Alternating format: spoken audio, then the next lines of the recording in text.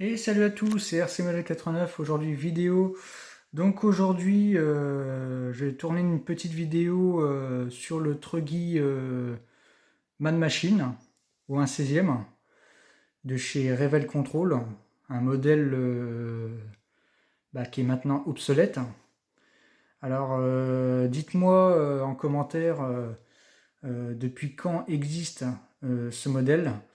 Moi, tout ce que je sais, c'est que ce modèle-là, je l'avais découvert pour la première fois il y a très longtemps. J'étais gosse, voilà, j'étais jeune, très jeune à cette époque-là. Et moi, je me rappelle à l'approche de Noël, quand on recevait les catalogues Jouet Club, c'était la voiture qui a fait sa première apparition dans le catalogue. Alors après, je veux pas dire qu'il y a que Jouet Club qui l'ont fait, hein. Il y a bien d'autres magasins qui l'ont vendu. Mais voilà, donc là, je vais faire une petite vidéo sur lui parce que ça fait très longtemps que j'ai pas refait de vidéo sur ma chaîne. Alors, pour revenir sur le fait de la Poquelin, enfin, pour revenir à la Poquelin, donc la fameuse 60 CL but hydraulique, je ferai une petite parenthèse en fin de vidéo. Parce que là, bon, il m'arrivait quelque chose d'inattendu. Donc ça s'est même vu et ça a été filmé. Ça a été filmé, ça a été publié. Alors j'aurais préféré faire un montage et puis vous épargner ce qui s'est passé. Mais bon, bah comme j'ai déménagé et puis que j'ai réemménagé dans un nouvel appart, là il se peut que là, bon bah c'est même sûr, j'ai pas internet. Là, donc, j'ai pas internet. Là, pour le moment, c'est tout frais, hein. Je viens juste d'emménager. Donc, ça va se faire prochainement. Je vais avoir internet qui devrait arriver dans les prochains jours. Et comme c'est tout récent, voilà, j'ai pas pu faire de montage approfondi là-dessus. Et puis, bon, bah, du coup, je publie tout sur mon téléphone en ce moment. Donc, il n'y a que mon téléphone qui a internet, hein. Mais sinon, voilà. Donc, oui, je vous expliquerai ce qui s'est passé, mais en fait, ça a été filmé. Ça a été filmé involontairement et je pensais pas. Et je ferai une petite parenthèse. Donc, c'est pas la question, c'est pas le sujet. Donc, ça, c'est un modèle qui est très ancien, qui a été arrêté. Voilà, la production a été arrêtée. C'est un modèle que je ne pensais pas du tout vous montrer un jour. Parce que ce qu'il faut savoir, c'est que pourquoi je vous montre ce modèle-là aujourd'hui sur ma chaîne, c'est un petit peu à cause de lui que j'ai démarré ma chaîne YouTube. Donc en fait, les débuts de ma chaîne YouTube, elle est là. Elle est sous vos yeux. Voilà, c'est à cause de ce modèle que je me suis mis dans le RC. Et c'est à cause de lui que j'ai découvert le RC. Parce qu'avant, le RC, je pensais que c'était enfantin. Enfin, vous savez, voilà, on pense que c'est pour les enfants, tout ça. Et en fait, c'est à cause de lui que j'ai relancé. Enfin, en fait, c'est lui qui m'a fait décoller dans le domaine, mais qui a fait ce que je suis devenu aujourd'hui, quoi. Voilà. C'est-à-dire que sans lui, j'aurais peut-être fait autre chose aujourd'hui. Voilà, j'aurais peut-être fait du gaming ou j'aurais peut-être fait autre chose, mais voilà. Là, c'est à cause de lui. Donc c'est assez petit, hein, vous voyez ma main. Donc voilà, c'est du 1/16e. C'est du 1/16e. Bon, la coque elle n'est pas fixée parce que j'ai au préalable enlevé les goupilles. Alors normalement les goupilles sont plus petites que ça, hein. Là c'est du 1/10e. Voilà, j'ai pris des goupilles 1/10e que j'avais acheté il y a très longtemps sur Wish. Et puis comme c'était en vrac, vous recevez ça dans votre boîte aux lettres, il y a un sachet de 100 pièces. Donc voilà, bon, ça fait très bien le taf. Donc le modèle a été modifié parce qu'à l'origine c'était du NICD. Enfin, c'était même pas du NICD, c'était du NIMH qui était dedans. Vous savez, les accus qui mettent une éternité à recharger puis qui durent pas longtemps ensuite quand on l'utilise. Alors là maintenant c'est un peu plus mieux parce que on est sur du Lion. Donc c'est un peu semblable au lipo. C'est un peu semblable au lipo, mais attention à ne pas confondre au lipo. C'est pas parce que vous avez 2 cordons que c'est automatiquement du lipo. Hein. Parce que moi, je vais vous montrer une vraie lipo. Une vraie lipo. Alors en plus, j'ai le chargeur qui est là. Donc moi, j'ai le IMAX B6AC que j'ai acheté il y a très très longtemps sur AliExpress. Ça, c'est du vrai lipo. Voilà, ça c'est du vrai lipo. C'est du 40C. Voilà. 40C, donc du 1500. Et ça, c'est du 3S. Voilà. Et ça, c'est la batterie de la Poquelin. Alors, celle-là, je l'ai modifiée parce que je l'ai passée en JST. Parce que comme la Poquelin fonctionne en JST, par la suite, je verrai si je ne vais pas modifier, mais j'aurais pu mettre de l'XT30, j'aurais pu mettre de l'XT60. Mais bon. Et normalement, vous avez une platine comme ça après. Et là, comme vous pouvez le voir, j'ai aucune fiche qui est prévue normalement pour ça. Alors là, bon, j'ai fait un truc vite fait, bon, c'est à déconseiller. Hein. Bon, moi je le fais parce que moi je sais comment que ça marche. Mais je vous déconseille de faire ça parce qu'en fait, ça agrandit vos trous sur les JST et puis après, il y a des dysfonctionnements. Voilà. Il y a des dysfonctionnements et donc voilà. Donc normalement, la platine, elle est prévue pour du T-Plug XT60. Voilà.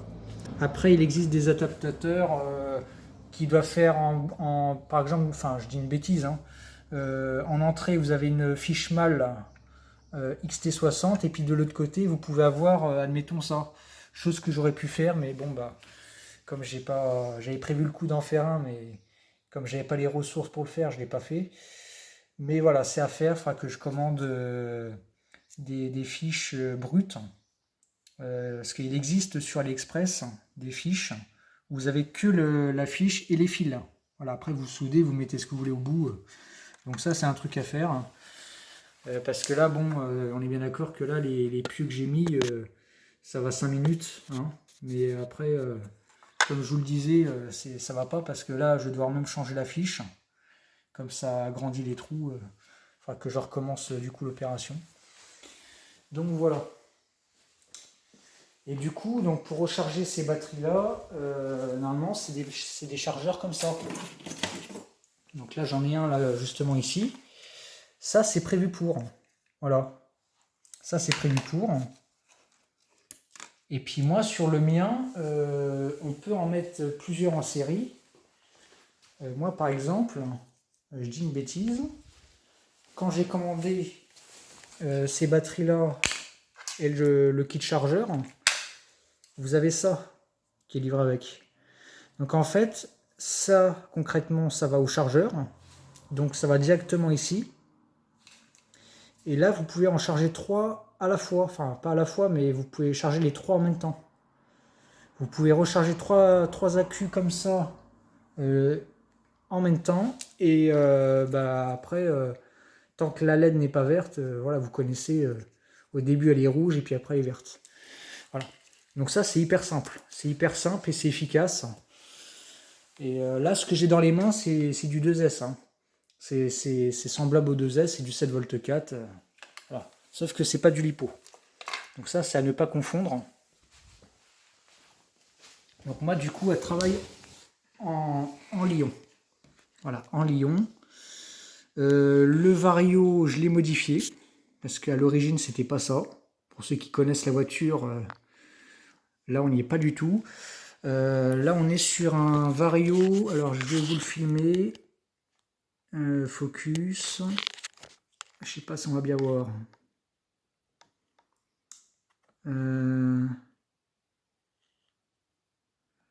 En gros, c'est un lipo. Enfin, ça peut fonctionner en lipo 2-3S. Et ça peut fonctionner en NIMH 5-9 cellules. Voilà. C'est un waterproof pour moteur brush et pas brushless. Parce qu'en fait, comme vous avez que 2 fils, c'est un charbon. Voilà, c'est prévu pour les moteurs charbon. Et pas pour les brushless. Bon là, je peux pas vous faire de démonstration dans la vidéo parce que j'ai un souci, c'est-à-dire qu'en gros, si vous voulez, je vais même vous le faire devant vous, comme ça vous allez voir. Donc on allume la radio avant et le modèle après. Hop, petit interrupteur. Alors comme vous l'entendez, on entend bien le bruit d'appairage. Donc là, il n'y a pas de souci. Et quand je tourne, alors, attendez, si je veux bien, parce que je trouve qu'il y a des ratés. Je trouve qu'il y a des ratés. Alors je vous ferai une petite présentation de la radio en même temps. Parce que là, elle marche. Hein. Elle fonctionne, mais il y a des ratés. Je ne sais pas ce qui se passe. Elle me l'a jamais fait. Hein. Elle me l'a jamais fait. Alors, est-ce que c'est la... Déjà, il y a un truc qui est pas normal, ça clignote. Ça, concrètement, c'est pas normal. Normalement, elle devrait rester fixe, la LED. Enfin, la LED, elle devrait rester fixe. Là, ça clignote.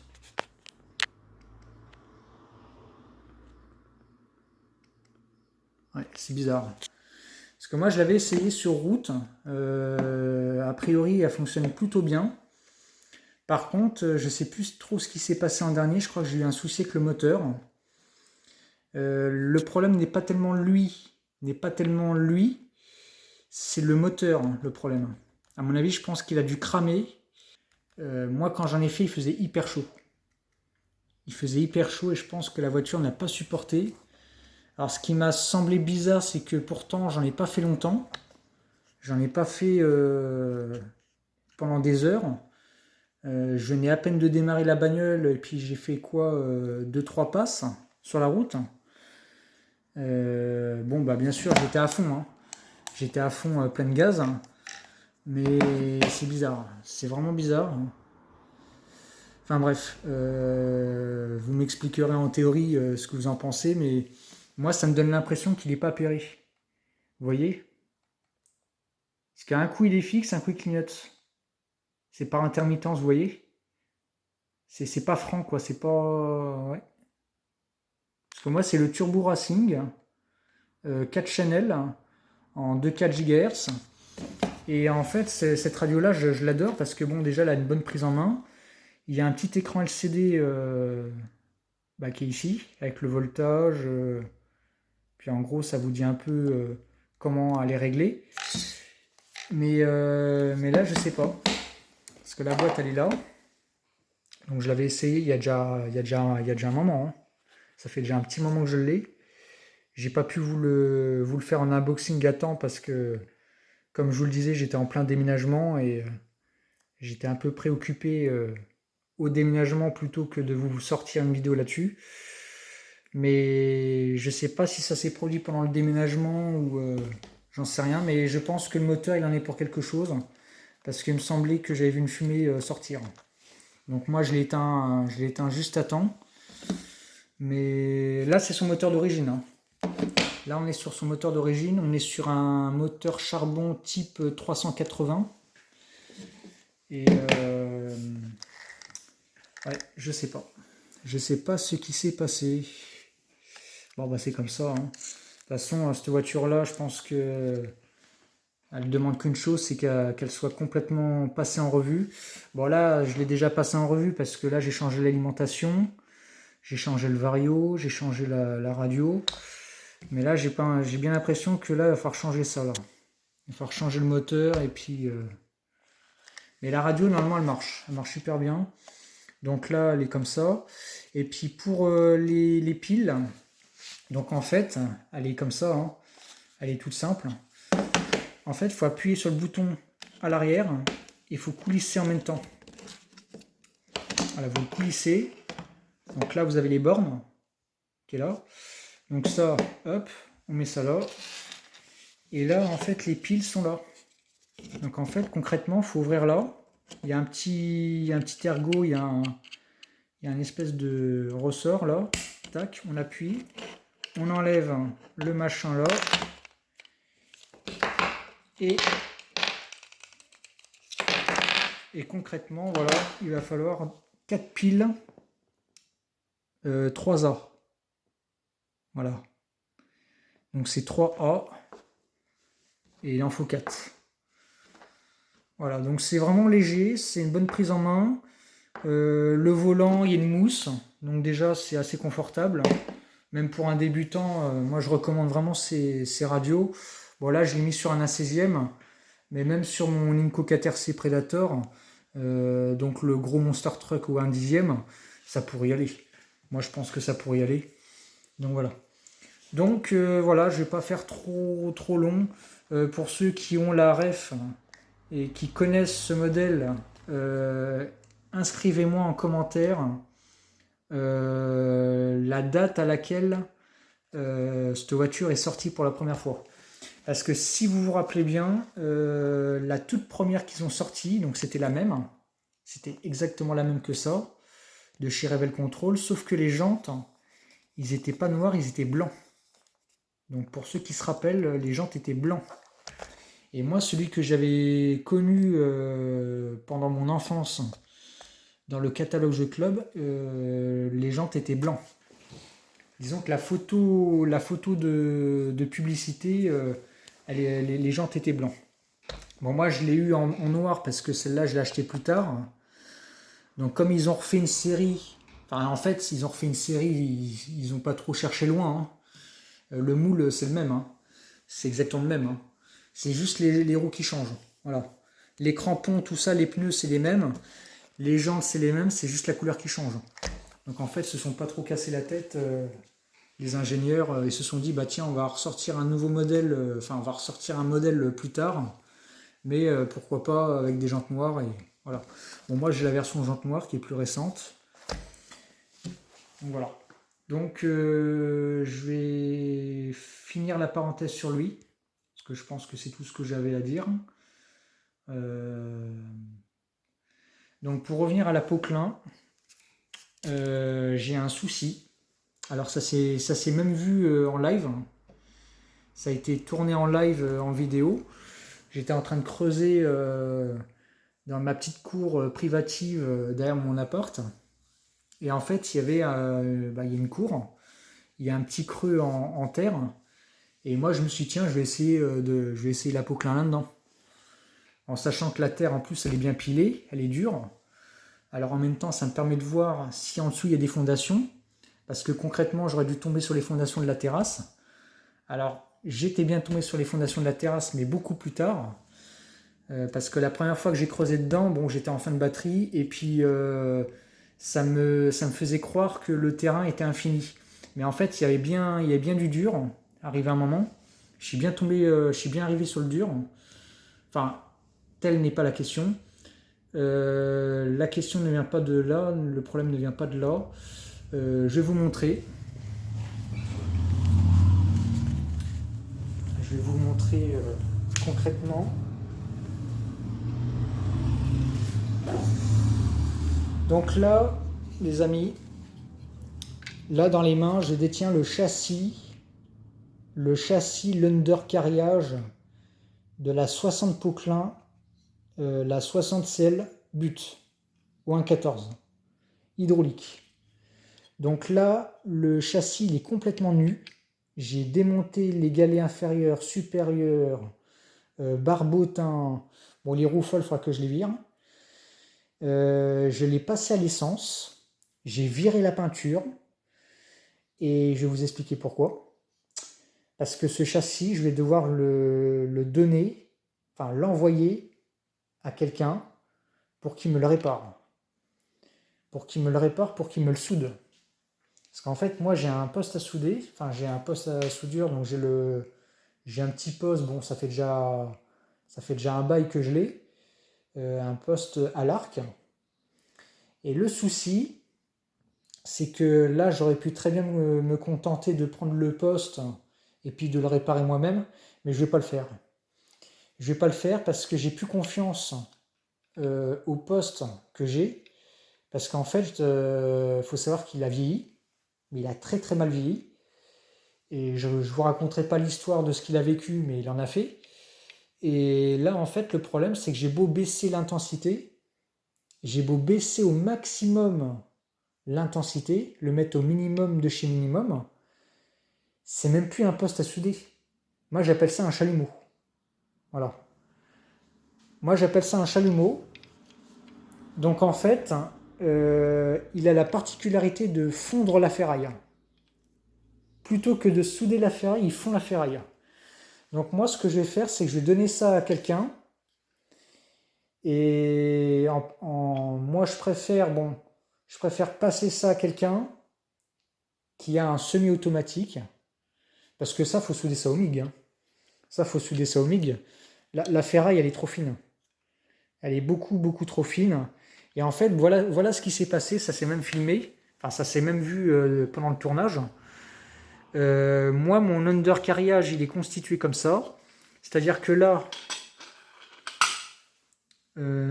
normalement, j'ai mon moteur qui vient là. L'arbre, il sort là. Donc, en fait, il sort à travers les petites cornières qui est là. Donc là, il y a un trou, il y a un fer plat qui est soudé, qui est fixe.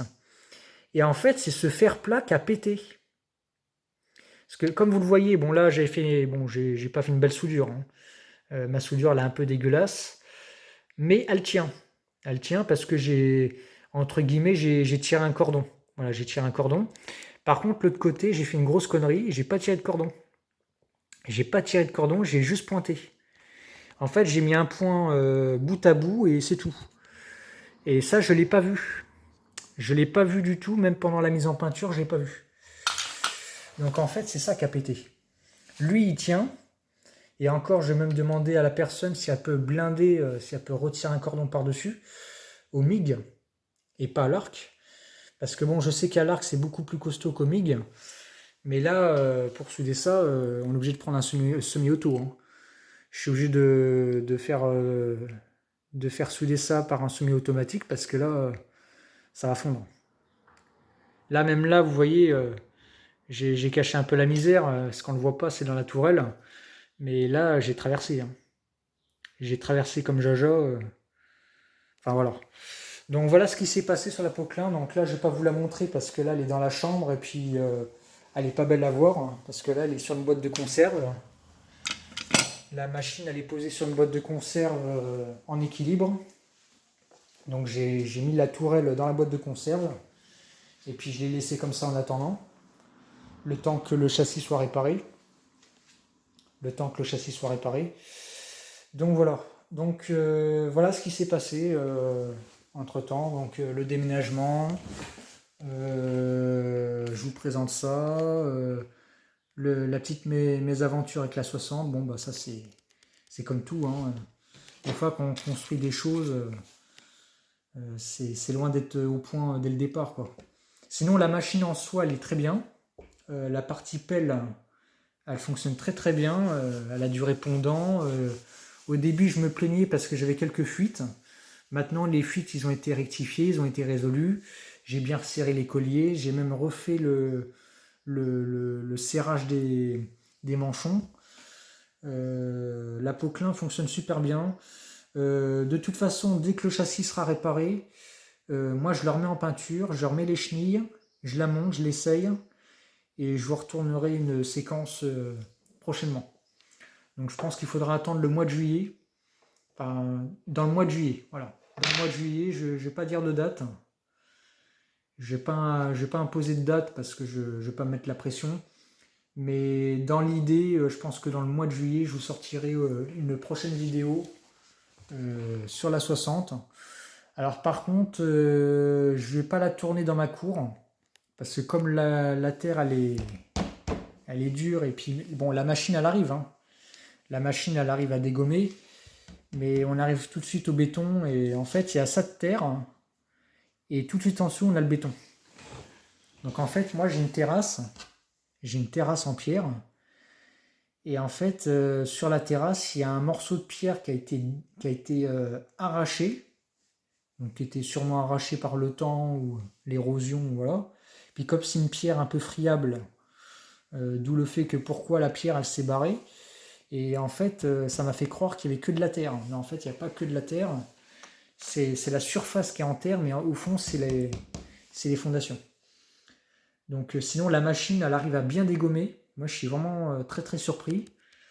parce que j'aurais porté à croire que les machines rétro avaient beaucoup plus de force que les machines en but, donc en go déchargeur.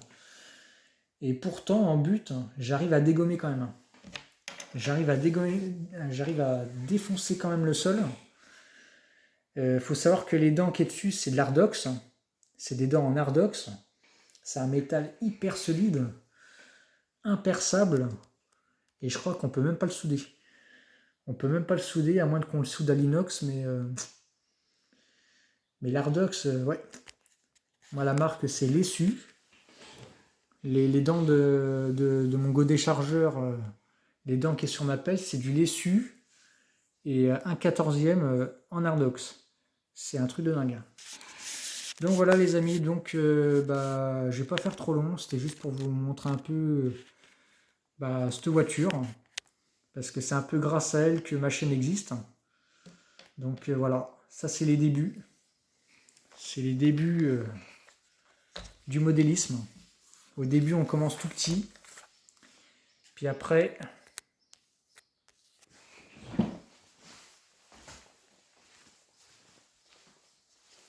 on termine avec gros. Voilà. Après on termine avec des modèles comme ça. Donc quand vous passez d'un modèle comme ce qu'il y a derrière moi à ça, je peux vous dire que on voit la différence. Hein. Ah oui, donc pour info, le moteur c'est un 3300 kV. J'ai jamais trop su, enfin j'ai jamais pu vous le sortir en vidéo, mais comme j'ai la boîte face à moi, on est sur du 3300 kV, 3300 tours minute, brushless. Alors je peux vous dire que quand vous passez à ça, je pense que déjà vous avez pas mal compris le fonctionnement. Donc sur ce, likez, partagez, abonnez-vous, commentez, cliquez sur la cloche si ce n'est pas fait pour voir l'intégralité du contenu sur ma chaîne. Et sur ce, portez-vous bien et à ciao.